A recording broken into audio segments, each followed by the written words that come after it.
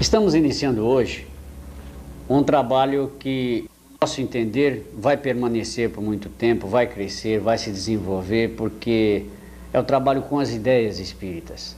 É tudo aquilo que o homem precisa hoje como recurso de norteamento para buscar uma melhor qualidade de vida. A Associação de Divulgadores do Espiritismo no Estado de São Paulo se propôs a desenvolver esse trabalho por vídeo, exatamente para que as ideias espíritas possam sair do âmbito comum de onde elas são discutidas, que são os grupos espíritas, as federações, onde as palestras são específicas e dirigidas a um universo específico. Nós vamos trabalhar de uma outra maneira. Oferecer sim para os espíritas também esse material riquíssimo que nós achamos que vão poder produzir, mas ao mesmo tempo passar para todos aqueles que no plano da pesquisa, da cultura, da ciência estejam procurando novos paradigmas, novas propostas em termos de formulação de recursos de vida. E hoje nós vamos iniciar o trabalho com dois companheiros queridos que já atuam conosco na rádio, que tem material, uma bagagem muito boa para nos oferecer, mas eu deixo por conta da nossa companheira Aglaé Silveira, que hoje está fazendo parte da nossa equipe, para introduzir os nossos companheiros no trabalho de hoje. Antes de introduzir o casal que está aqui conosco, eu gostaria de falar do Éder Fávaro, que é o presidente da AD São Paulo e da ABRAD, a Associação Brasileira de Divulgadores Espíritas. E estamos muito felizes porque o casal que está aqui conosco hoje, a Maria Delmar G. Franco, psicóloga, que atua no Instituto Evoluir, e o Rubens Cascapeira Júnior, médico clínico, neurolinguista, tem muita contribuição para nos dar. Os assuntos que nós vamos discutir, sobre os quais nós vamos dialogar, é a questão da mente do espírito, espiritismo e ciência e autoconhecimento. Esperamos, evidentemente, nos segmentos que vêm desenvolvido no próprio trabalho que nós vamos propor, possa oferecer pelo menos uma panorâmica a respeito dessa problemática toda. Dentro desse tema, autoconhecimento, nós sabemos perfeitamente que temos muito a conversar, a aprender. Então vamos pedir já de início para que a Delmar e o Rubens falem de que maneira eles trabalham com este assunto. Bom, quando nós pensamos em autoconhecimento, nós começamos pelo básico, imaginando os 4 níveis de autoconhecimento que nós possuímos para a nossa evolução. Temos, em princípio, o nosso corpo físico, que é um nível de autoconhecimento. Temos o nível emocional, o nível mental e o nível espiritual. Daí que nós começamos, então, a fazer essas interligações do corpo com o espírito, da mente com o espírito. Será que nós desenvolvemos no mesmo aspecto esses 4 níveis? Será que nós damos a mesma atenção, a mesma observação? Vamos imaginar alguns casos, por exemplo, um jogador de futebol. Pode ser que o jogador de futebol desenvolva 70% do físico. Fique apenas 30% para os outros 4 níveis. Será que você também está desenvolvendo e dando atenção para os 4 níveis? Porque se nós temos 4 forças, cada uma equivale a 25%.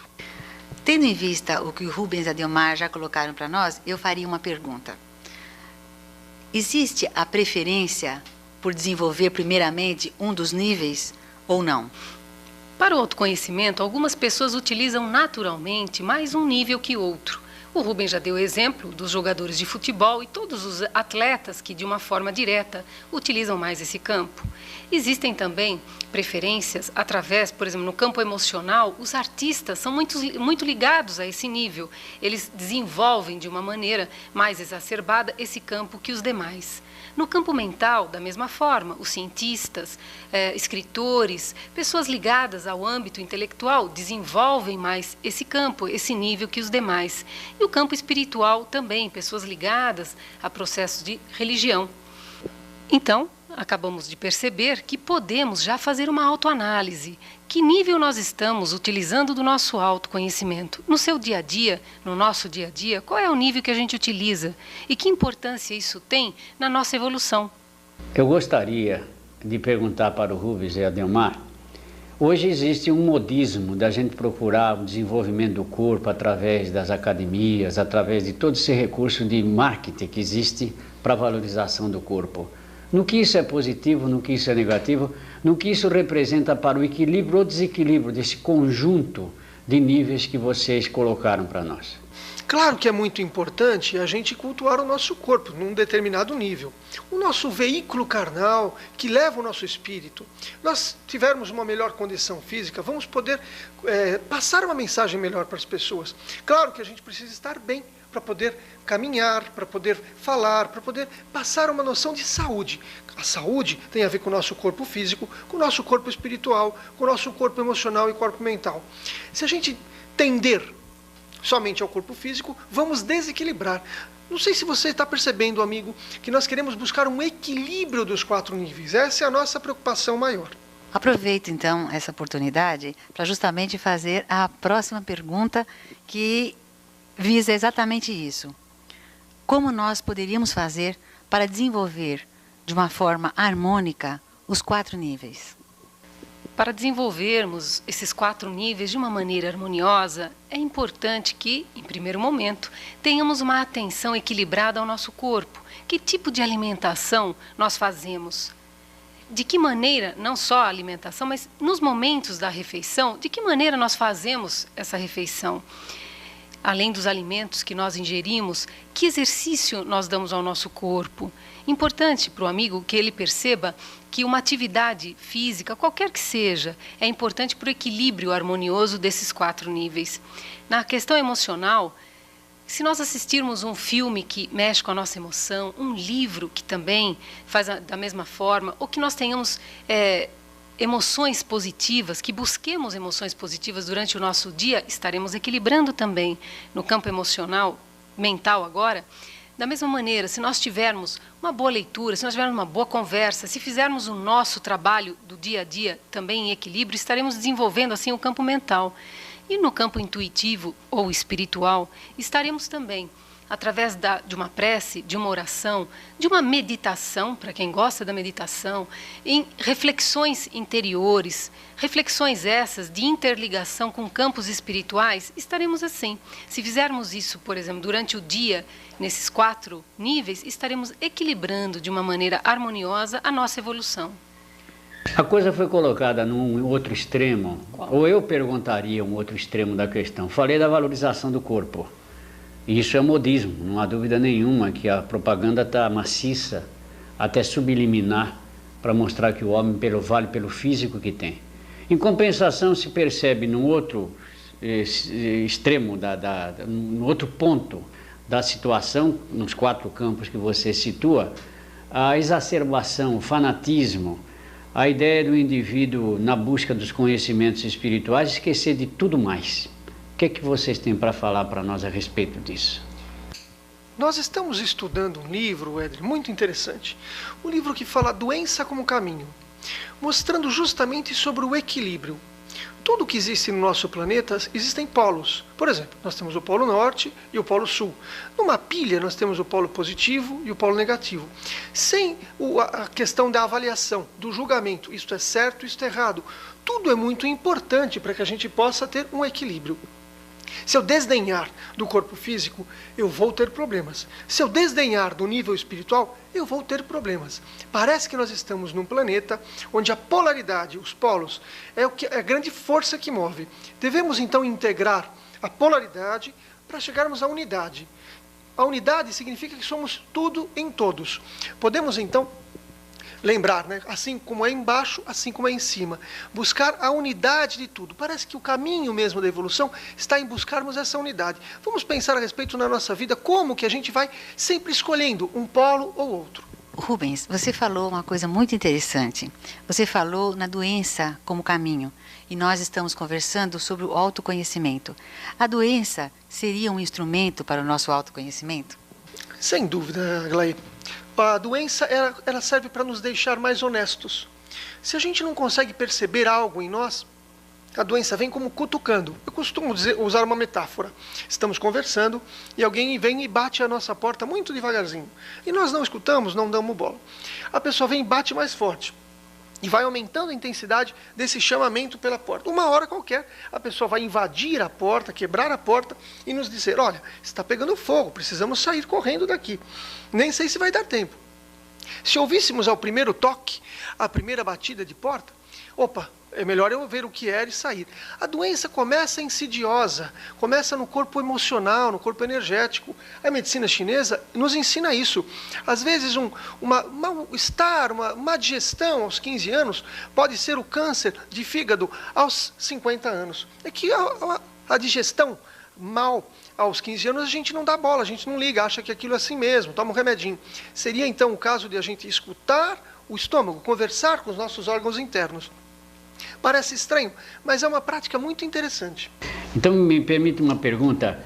Vocês colocaram assim numa imagem como o ser sendo o elemento de 4 cômodos, né? E necessariamente é preciso estar com todos esses cômodos de janela aberta todos os instantes, ou como o deles executa 25% da nossa atividade, basta tão somente você cuidar no tempo certo deles todos, separadamente, ou você de repente tem que estar preocupado com tudo? É muito boa a sua pergunta, e a gente diz que nós somos um ser integrado, né? Todos esses níveis, eles atuam o tempo todo. Para ficar de uma maneira mais didática o aprendizado, já que a nossa proposta é levar para os amigos o como eu faço o autoconhecimento, de que maneira eu vou começar a entender, porque a gente lembra, né, de uma frase muito antiga que diz, conhece-te a ti mesmo. Essa frase, né, dita por Sócrates, a gente fica até hoje pensando, como é que eu vou me conhecer? E aí, a ciência hoje tenta simplificar. Eu posso começar o autoconhecimento olhando para mim. Tem gente que, às vezes, não olha para a sua mão. A gente pergunta, você sabe como é a sua mão? Detalhes da sua mão. A pessoa vai vivendo, e se você parar um pouquinho para observar o físico, é uma maneira de eu me autoconhecer. Ou como o Rubens falou, quando vem uma doença, aí a gente fica honesto. Por quê? Só fazendo um paralelo, a pessoa diz assim, por exemplo, eu estou com problema de pulmão. Aí é fácil, a pessoa se abre francamente.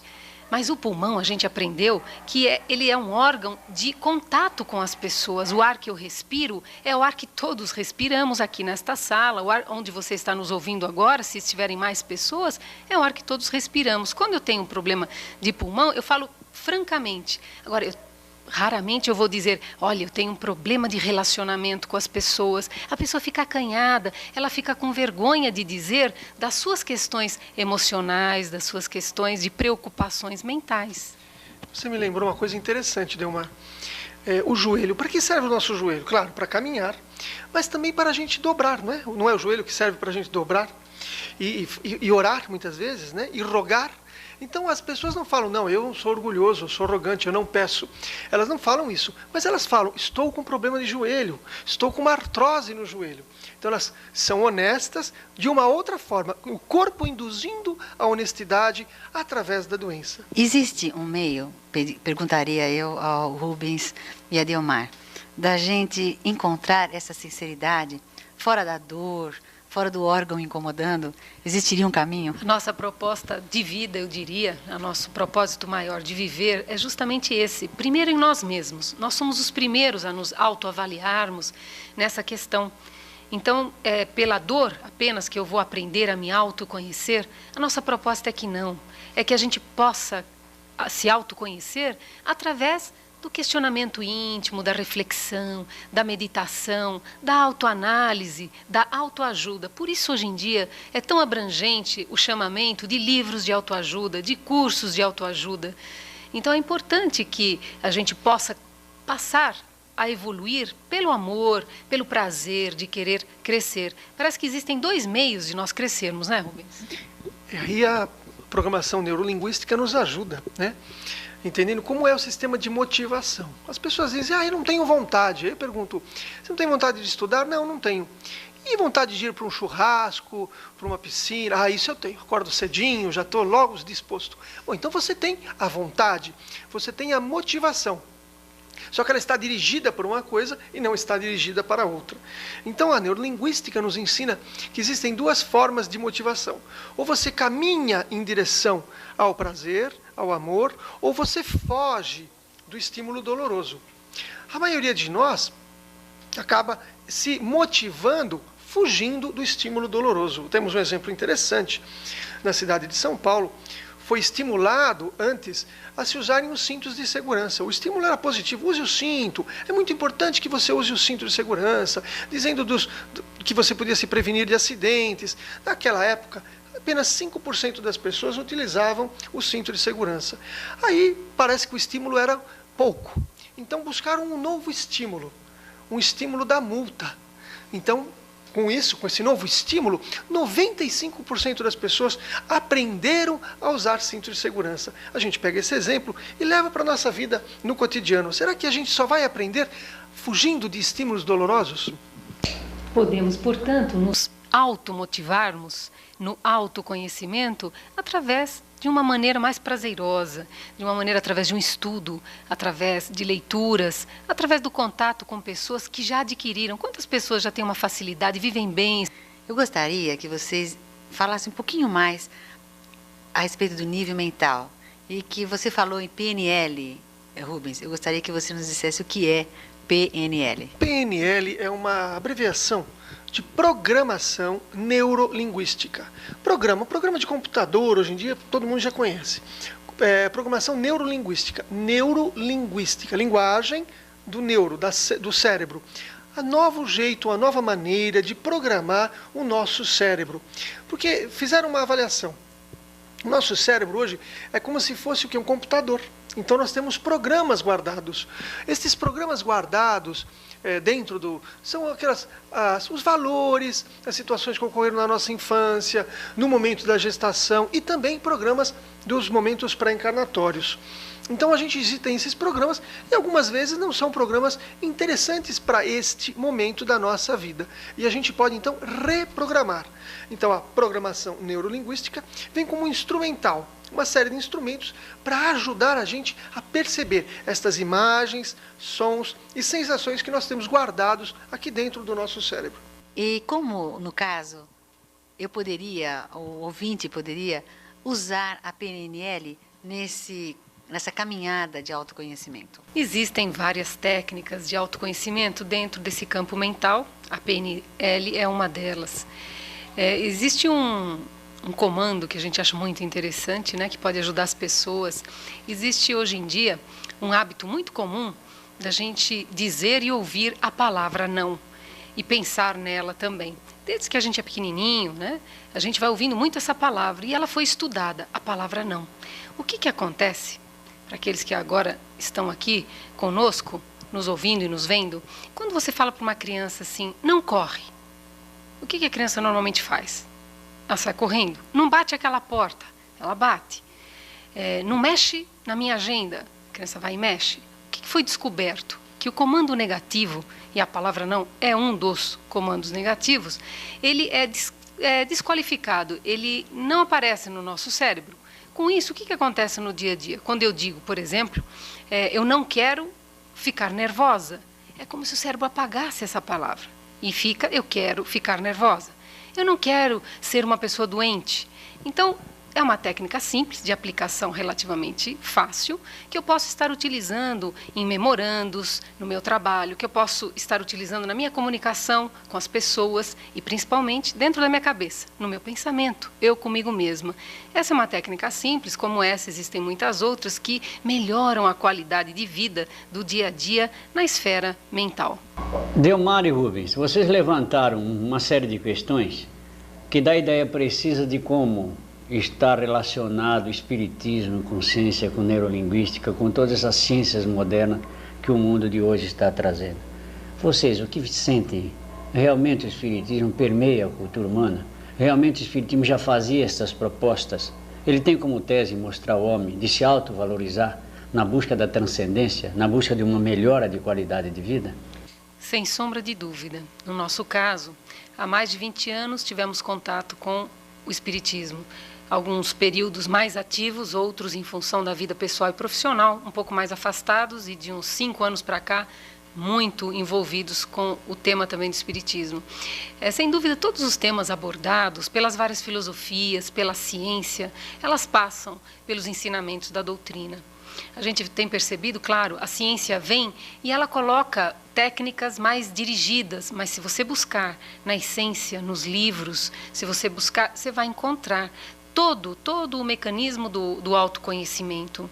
Nós falamos, Rubens falou na questão física do corpo, é muito claro dentro das obras de Kardec, essa questão de valorizar e de equilibrar o corpo físico e não fazer com repressões. Não adianta nada eu macerar o meu corpo, eu não dar atenção a ele e só me preocupar com o campo espiritual, porque nós estamos aqui encarnados, nós temos esse corpo e é nele, ele é o templo do nosso espírito, é através dele que nós evoluímos. Nós encontramos essas questões emocionais e o maior mandamento, né, que é o amor, dentro do campo da emoção, e Jesus já dizia, né, amar a Deus sobre todas as coisas, ao Criador, com todo o nosso entendimento, mas principalmente com todo o nosso coração, e ao próximo como a nós mesmos. Nós encontramos em todas as máximas do Espiritismo tudo que nós viemos falando até agora. Para aqueles que ainda não têm uma sintonia, um contato mais próximo, realmente nós vamos com uma outra linguagem, levando de uma maneira mais técnica, mais científica, mas sem dúvida que os ensinamentos se encontram todos dentro das obras de Kardec. Rubens, ela respondeu, eu gostaria de saber de você o seguinte, a visão filosófica da doutrina, ela aponta um aspecto moral até o aspecto científico, que são abordagens que a doutrina espírita faz. Mas a visão filosófica da doutrina, ela te dá a ideia realmente de que você pode se preparar para ser um cidadão do cosmos, um cidadão do universo e um cidadão integrado, o chamado homem holístico? O código moral do Espiritismo está no Evangelho. E, ultimamente, a gente vem estudando o que são os valores. Como é que a gente tem valores introjectados dentro de nós? Como é que o ser humano busca esses valores? A gente pode saber o que é importante para a gente. Fazendo essa pergunta, o que é mais importante para mim? E aí eu vou ter o quê? Um código, eu vou ter uma estrela, eu vou ter um guia para saber como eu vou viver nessa vida. E nada melhor do que o Evangelho, o código moral do Espiritismo, onde vai colocando quais são os valores. Nós sabemos que o principal valor do Espiritismo é fora da caridade não há salvação. Olha aí um bom jeito de a gente se guiar. Então a filosofia do Espiritismo nos passa os valores. E parece que a humanidade está carente de valores para saber se guiar, para saber buscar o que acha mais interessante para o próprio autocrescimento. Nessa questão dos valores, a gente pode até fazer uma metáfora, né, que a gente gosta muito. A gente pergunta o seguinte, quando antigamente os navegadores navegavam pelos oceanos, no que eles se baseavam para se guiar? Como eles faziam para, nas grandes distâncias, eles poderem navegar? Através das estrelas, né? Eram as estrelas que faziam se guiar, os mapas astrológicos. E naqueles dias mais nublados, como faziam eles? Aí você está me complicando, porque aí acho que eles ficavam muitas vezes parados, esperando tirar a tempestade, tirar a neblina para poder se guiar. Quantas vezes na nossa vida nós nos sentimos assim, como essas embarcações, paradas, esperando o tempo desanuviar, esperando que as estrelas se tornem visíveis para que a gente consiga caminhar. E mesmo assim, nessa época, muitos navegadores eles pretendiam chegar a lugares e chegavam em outros, né, Rubens? Por que motivo? Antigamente eles tinham alguns mapas, eles poderiam se perder, as estrelas eram difíceis de se guiar. Hoje em dia, quais são as nossas estrelas guias que guiam o nosso firmamento? Mesmo os navegantes de hoje em dia, sabemos que põem um satélite em órbita. O satélite é uma estrela artificial. Então, o Evangelho, os valores da doutrina espírita, podem ser considerados estrelas, satélites que Jesus colocou para nós, para que a gente possa nos guiar no mar da nossa vida, usando a metáfora da Delmar. É interessante, então, que nós caminhamos nesse nosso bate-papo em termos de autoconhecimento para chegar no ponto alto, que nós entendemos que o autoconhecimento mais importante dos 4 níveis, em termos de valorização, seriam as questões espirituais. Por isso se fala tanto em inversão de valores. Quando o amigo escuta isso, os valores estão invertidos. Por que eles estão invertidos? Que valores são esses? Agora vocês já sabem. As pessoas se guiam e vão levando suas vidas, levando todo o seu potencial em determinadas direções. A nossa proposta, claro, que você equilibre os 4 níveis e que você tenha nas estrelas mais altas, o teu ponto mais alto, a tua evolução espiritual. Nós estamos entrevistando hoje a Adelmar e o Rubens, juntamente com o Aglaé, que faz parte da nossa equipe, da equipe da Associação de Divulgadores do Espiritismo do Estado de São Paulo. Proposta, nós já falamos no começo do programa, é levar ao conhecimento do público aquilo que o Espiritismo traz em termos de contribuição para a melhoria do ser humano. Afinal de contas, é o objetivo de todos nós melhorar a nossa qualidade de vida em todos os sentidos. Eu acho que um programa desse visa exatamente dar dicas, fornecer certos elementos para a gente ter um melhor posicionamento em relação a nós, o que nós estamos fazendo por aqui, em relação ao nosso destino, quer dizer, para onde é que nós estamos indo. Uma coisa que faz parte de todo ser humano é a emoção. E sem dúvida nenhuma, a maioria das pessoas tem dificuldade em lidar com esse aspecto. Então eu gostaria que o Rubens e a Adelmar falassem mais especificamente a respeito desse nível de autoconhecimento, o nível emocional. Nós temos nesse nível emocional um grande campo, né? E hoje em dia, ainda bem que as pessoas estão se preocupando cada vez mais. Até um tempo atrás, questões emocionais eram questões de mulher, eram coisas femininas. Ao homem ficava a responsabilidade de cuidar do intelecto, da mente, e a mulher ficava mais com as questões de, por exemplo, chorar. Até bem pouco tempo se dizia que homem não chora. A mulher, sim, ela era permitido viver mais as suas emoções. Hoje em dia, nós temos uma visão mais ampla e sabemos que as emoções fazem parte, são muito importantes no nosso nível de autoconhecimento. E é importante agora, já até como uma dica para quem nos ouve e nos vê, que muitas vezes as emoções, elas começam num nível pequeno, imperceptível. Às vezes nós temos um pequeno receio e nós não damos bola. A gente fala assim, isso não é nada, deixa para lá. A gente vai deixando para lá e o receio, ele vai aumentando dentro de nós e se transforma num medo. A gente vai deixando o medo para lá, não vai prestando atenção, não liga, não dá a mínima. E aí o medo vai virando pânico. Aí nós chegamos na síndrome do pânico. Hoje em dia, tão divulgada, tão alardeada, tantas pessoas dizendo que tem medo disso, daquilo, ou de um monte de coisas, de uma série delas. Então a gente entende que as emoções, elas começam já pequenininhos. Quem é que quando uma criança está assistindo televisão, chega para ela de repente diz assim, chorando, né, porque está vendo um desenho ou um filme triste, e a mãe chega e fala assim, você está triste? Quem é que nos ensina emoções? Para a escola, o pessoal vai logo cedo, né? Hoje em dia, cada vez mais cedo as crianças já vão para a escola para aprender coisas intelectuais, importantes, como nós já dissemos, para ampliar o nosso campo, o nosso nível mental. Mas e as emoções? Quem nos ensina? A vida é que acaba muitas vezes ensinando. Agora, nós podemos já, com crianças, começar a dizer os nomes. Quando você vê uma criança alegre, você está alegre hoje, você está feliz. Olha, você vai dar um nome para uma emoção. A criança vai começar a se autoconhecer. Você se conhecendo, você vai poder ajudar os outros também nesse campo, que a gente acha que é da maior importância para o nosso crescimento. É muito comum, não sei se vocês concordam comigo, as pessoas terem dificuldade em entrar em contato com a própria emoção, em falar do que estão sentindo e até de admitirem que estão sentindo. Como nós poderíamos fazer no sentido de reconhecer melhor a própria emoção quando nós não tivemos este treino desde a infância que você acabou de colocar? Interessante, Aglaé, que a gente vem lendo alguma coisa.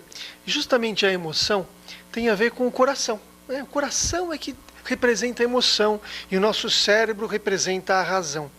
Então, a gente pode começar a perceber como é que está andando o nosso coração. Por que tantos problemas cardíacos hoje em dia?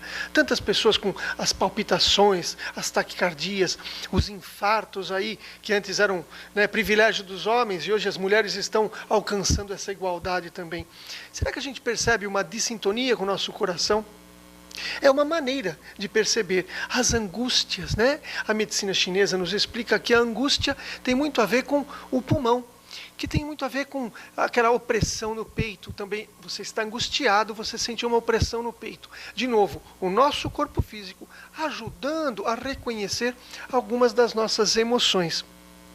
Talvez eu até passei anteriormente o microfone para Delmar, porque antigamente, culturalmente, a emoção sempre foi coisa de mulher. A mulher sempre pôde lidar melhor com a emoção. Mas vem aí o infarto, vem aí o processo pulmonar, etc. e tal, fazendo com que o homem também se dobre, entre aspas, a questão emocional. Aceite o hemisfério direito, aceite a emoção, conviva com ela, chore um pouco todos os dias. Eu costumo brincar que limpa o canal da lágrima, né? Evita talvez sinusite, algumas brincadeiras assim. Mas fazer contato com as emoções. Nós, homens, temos muito pouco contato com essa coisa emocional. Desde criança, éramos educados para aguentar firme, segurar forte as situações. E você nos pergunta como fazer, para a pessoa que desde criança, e a maioria de nós, fomos desorientados nesse sentido. Nós podemos, mesmo adultos, mesmo sem ter tido essa educação, vamos dizer assim, emocional, e hoje aí fazendo um parênteses, nós temos a inteligência emocional, né, do Goleman, tão divulgada. O que nós podemos dizer para as pessoas que já adultas perderam esse crescimento nessa questão emocional? Eu digo que sempre é tempo, independente da idade que você tenha.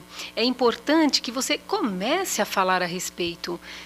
Como a Aglaé nos disse, as pessoas têm dificuldade em falar. A gente reconhece, é verdade. Só que quando a gente começa a dirigir um carro, o que acontece? As primeiras vezes nós temos uma certa dificuldade, porque nós temos 3 pedais, 5 marchas, o volante, 2 espelhos e todo um trânsito à nossa volta.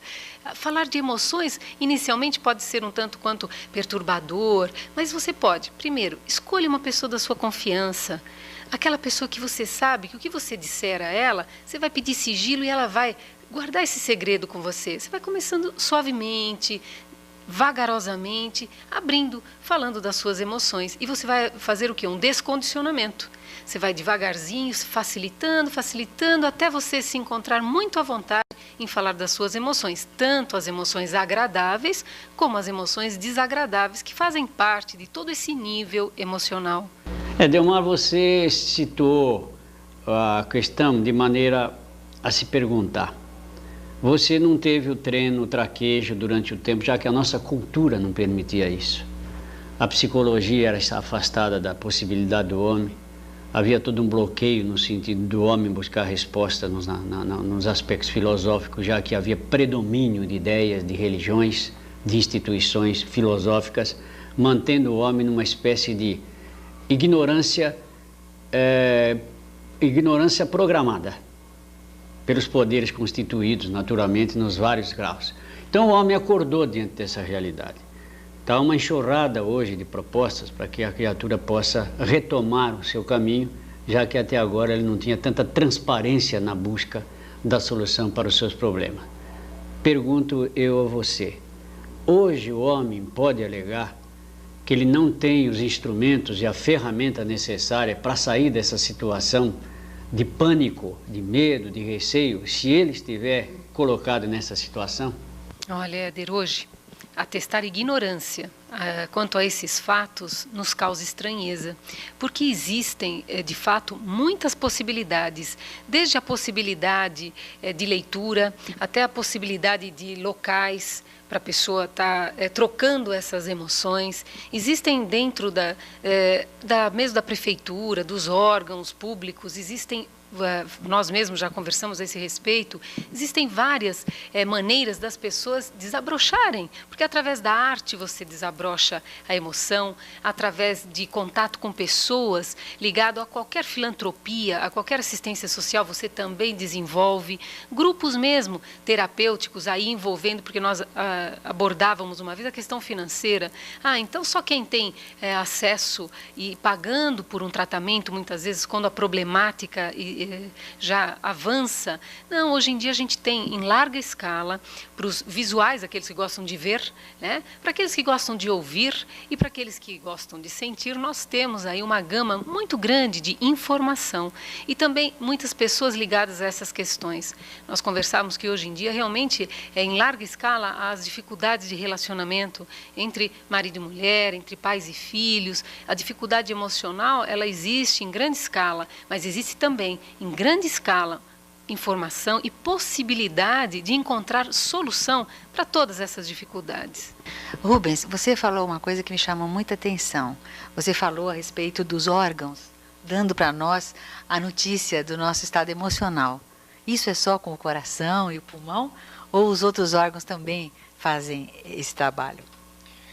Interessante, Aglaé, que a medicina chinesa vem trazendo para a gente, né, milenar, as questões de 5 órgãos principais. Para eles, o principal é o coração, é o fígado, são os rins, são o baço, o pâncreas e o pulmão. E eles fazem uma correlação interessante. Cada órgão tem a sua emoção. Por exemplo, os rins têm a ver com a insegurança, com o medo. Quando a gente passa por um momento de muita insegurança, de muito medo, a gente agride o rim. Quando você desgasta a energia do rim, você entra num estado de insegurança.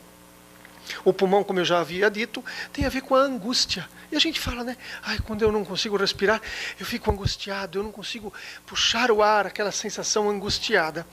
O coração tem a ver com a ansiedade também e a alegria extrema. Quer dizer, uma alegria, uma euforia pode também dar um problema cardíaco. Ouvimos pessoas aí em algumas Copas do Mundo de futebol que naquela euforia, daquela alegria, acabavam tendo um infarto. E a ansiedade também oprimindo o peito. Faltou o baço pâncreas, que é o órgão da reflexão. Quando eu fico pensando muito, meditando muito, aqueles pensamentos que ficam me conturbando a minha mente, eu leso estes órgãos que têm a ver muito com a minha digestão. Está faltando coração, o pulmão, o fígado. O fígado é o grande controlador das emoções. Como clínico, estranhava nos pronto-socorros que atendia, nos ambulatórios, que as pessoas vinham me dizer, olha, estou sofrendo do fígado. E eu achava estranho, porque o fígado é um órgão muito forte, dificilmente a pessoa tem um problema, uma hepatite, alguma coisa assim. Mas aí eu aprendi que o fígado é o grande general, entre aspas, de todas as emoções. Todas as emoções passam pelo nosso fígado para depois serem divididas por todo o corpo.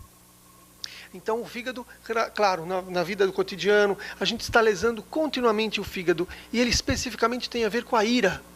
Interessante que o fígado tem uma cor também, uma conotação colorida, que é o verde. Então a gente diz, aquela pessoa está verde de raiva, né? Denotando aí o fígado. Então a gente fica percebendo que os órgãos, a medicina chinesa vem trazendo aí uma cultura milenar, um aprendizado que a gente pode se conhecer só se observando. A observação é um grande foco interessante de aprendizado. E ainda falando de emoções, né? É importante também transferir a seguinte informação, que às vezes a gente tem uma tendência a reprimir as emoções. Isso é feio sentir, aquilo é bonito sentir. Então a gente acha importante que quando vem um sentimento, que você deixe e entenda esse sentimento. Claro, em termos de ira, eu não estou dizendo aqui que é para sair sendo uma pessoa agressiva com comportamentos agressivos. Só que se você tem uma alta agressividade e você a reprime, você vai guardando, e lá na frente ela pode brotar de uma maneira desagradável. Se você se percebe assim, com uma energia de agressividade muito alta, o que você pode fazer? Canalizá-la. Você pode fazer um esporte, você pode colocar de uma maneira produtiva, porque aí vai virar um manancial de energia positiva em seu favor, em favor das pessoas. Então, esse hábito também cultural de aceitar algumas emoções e rejeitar, renegar, afastar outras, nos parece um tanto quanto equivocado. Todas as emoções, mesmo as negativas, elas podem ser transformadas em energias positivas. Naturalmente, todos nós concordamos em que existem muitos recursos internos que a pessoa pode se valer para não só o seu autoconhecimento, mas para iniciar um trabalho onde ela se veja mais aliviada.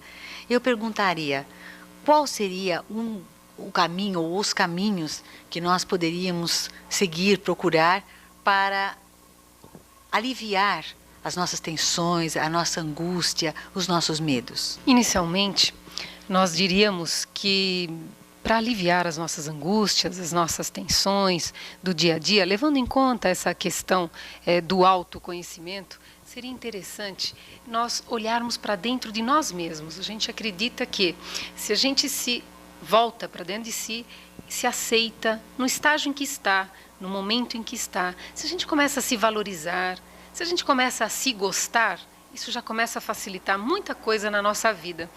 Você falou, Aglaé, em recursos internos.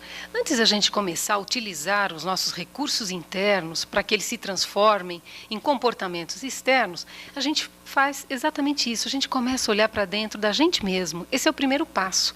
Como é que eu vou me autoconhecer se eu não olhar para mim mesmo?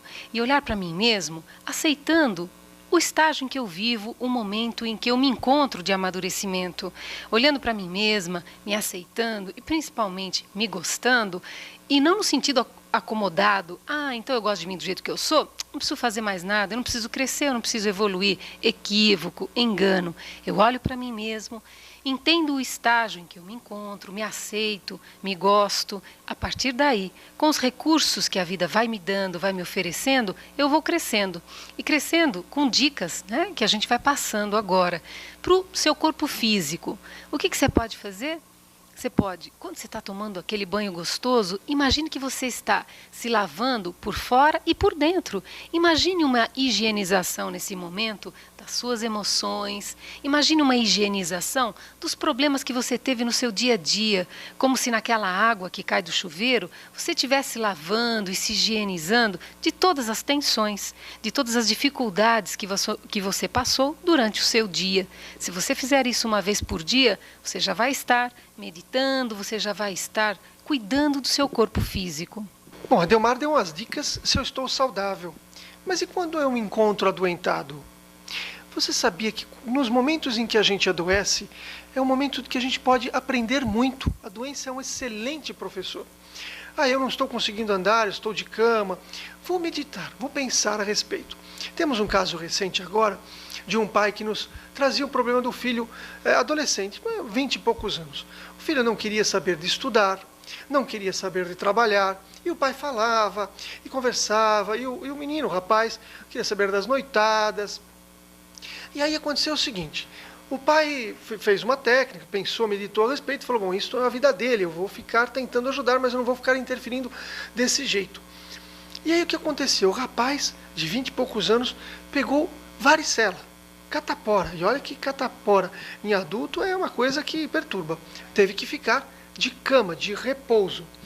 Durante esse repouso, que durou aí cerca de uns 15 dias, o rapaz parece que meditou bastante, conversou consigo mesmo bastante e saiu desse processo de doença dizendo ao pai que agora ele pensava muito seriamente em estudar para tentar um vestibular e que ele gostaria de trabalhar. Então, será que a doença não veio ajudando em muito a vida desse rapaz? Então, o processo de doença, principalmente, se você está com alguma questão de doença física, medite a respeito, reavalie o que você está aprendendo. Por que a doença te colocou um breque, um freio, uma autoavaliação? Ok, as dicas para o físico foram muito boas, gostei muito. Agora, quem sabe a gente poderia continuar dando algumas dicas para o nível emocional. No nível emocional, nós podemos aprender muito através de uma técnica simples, relativamente simples. Você pode pegar aí uma foto de quando você era criança. Vá lá, escolha no álbum, vá até a casa dos seus pais ou dos seus tios e, de posse dessa foto de quando você era criança, em algum estágio, em algum momento em que você sentiu alguma dificuldade, alguma perturbação emocional, você vai passar durante um tempo com essa foto. E durante o dia, uma vez ao dia, ou se você tiver tempo, algumas vezes a mais, você vai conversar com essa criança que vive dentro de você. Todos nós adultos, os que nos ouvem e veem, temos uma criança dentro da gente. A gente vai pegar essa foto para facilitar e vai conversar. Nós vamos perguntar para essa criança interna, do que você precisa de mim hoje? Porque com os recursos que nós temos hoje e que não tínhamos quando éramos crianças, nós podemos fazer uma transferência de recursos. Se ela lhe pedir mais atenção, converse um pouco com a foto. Pergunte, o que você precisa de mim hoje? Se ela pedir um pouco de paciência ou de colo, imagine você segurando você quando era criança, passando afeto, passando amor, passando carinho. Vá perguntando e vá também trocando, porque quando a gente é criança, a gente tem uma inocência, uma ingenuidade, uma curiosidade natural e com certeza essa troca energética vai fazer uma grande diferença no seu dia a dia. Na época das cavernas, nós tínhamos alguma diferença da vida de hoje, claro. Se víamos um animal, a nossa adrenalina subia, mas a gente gastava aquela adrenalina, corria, lutava, era luta ou fuga. Hoje em dia não. Se passamos uma raiva no trânsito, o nosso nível de adrenalina sobe muito. Nos emocionamos, mas ficamos com o veneno circulando. A bioenergética nos dá uma dica interessante. Se você passou por um momento de um susto muito grande ou uma raiva muito grande, chegue num cômodo bem silencioso da sua casa, bem quieto, só você, e gaste essa energia, por exemplo, batendo os pés. Como aquela criança birrenta que fica batendo os pés, vá batendo os pés, vá gastando essa energia. Claro, pode fazer uma caminhada, pode correr um pouco, fazer um esporte. Lembre-se sempre, quando você passa um susto, uma ira, uma raiva, sobe a adrenalina. E isso precisa ser gasto. É um componente aí, vira até um veneno, porque não é gasto isso naturalmente. E se você mora em apartamento, antes de ficar batendo os pés, coloque uma almofada embaixo deles, né, para não ter problemas com o vizinho de baixo. Bom, estamos com o Rubens, Adelmar e Aglaé, naturalmente trocando ideias a respeito desses assuntos que são importantíssimos e necessários para cada um de nós. E se falou de criança, evidentemente a criança é um símbolo, o próprio Cristo, o mestre, o moço de Nazaré passou por aí, e por analogia deixou claro que nós só poderíamos ser criaturas realmente felizes quando tivermos toda a transparência da criança. Consequentemente, não ter medos, saber que a vida é uma proposta contínua e se encorajar para superar os problemas que nos assaltam no dia a dia. Mas deixamos o problema final do mental e espiritual. Há uma tese no Espiritismo de que o homem é o artífice da sua própria felicidade. Há um escritor famoso, Og Mandino, que tem um livro que eu acho que é magistral, que ele diz que nós somos o maior milagre do mundo.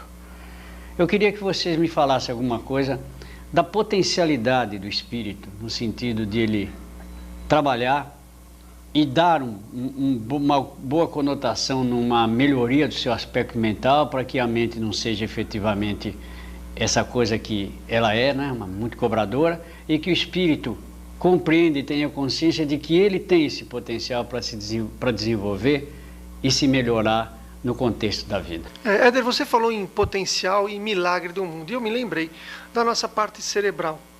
O nosso cérebro é um instrumento potente demais. Não existe nenhum computador no mundo ainda que se aproxima aos pés, digamos assim, do nosso cérebro. São mais de 30 bilhões de neurônios buscando incessantemente, transformando informações, modificando informações a nosso serviço, a serviço da nossa evolução.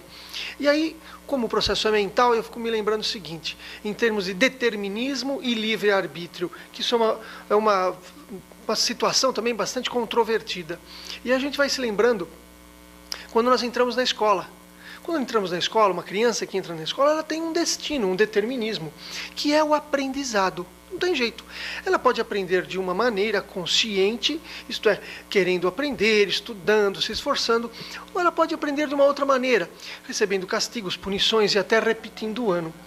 Fazendo esta metáfora para a nossa vida, parece que nós aqui temos um grande determinismo, que é o aprendizado. Dentro do aprendizado, aí sim, teríamos o tal do livre-arbítrio, a livre escolha.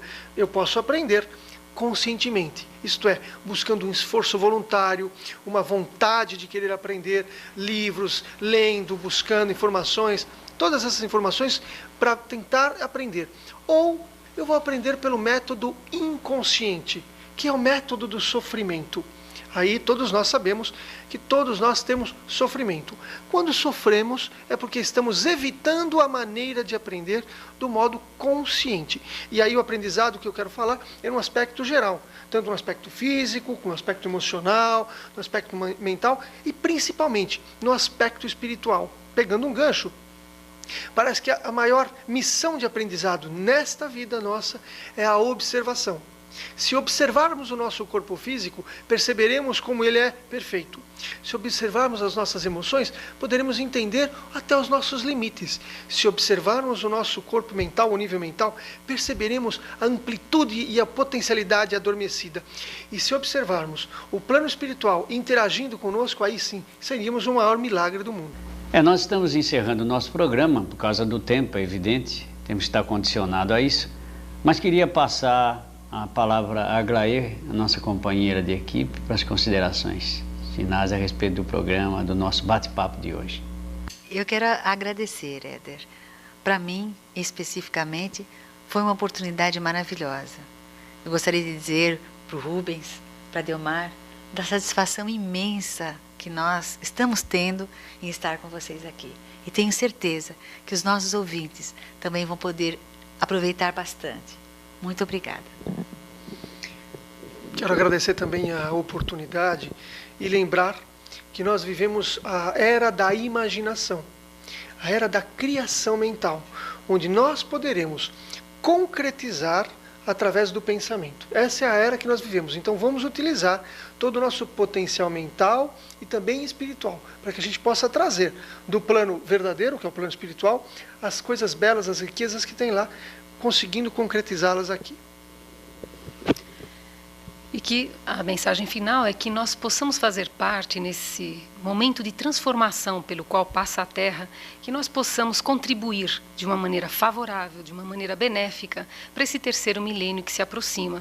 Nesse momento de transformação planetária, que nós possamos começar pela nossa transformação interior. Você que acabou de ver esse programa já percebeu realmente qual é o nosso objetivo.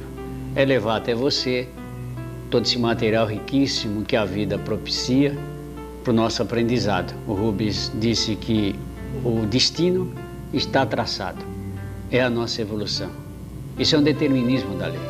Temos que buscar meio para alavancar na nossa própria intimidade os recursos para conseguir realmente transcender do homem comum para o homem cósmico. Os nossos agradecimentos e até uma outra oportunidade, quando a ADA estará promovendo trabalhos idênticos, material idêntico, para passar para você tudo aquilo que nós achamos que é interessante e que vale a pena conhecer.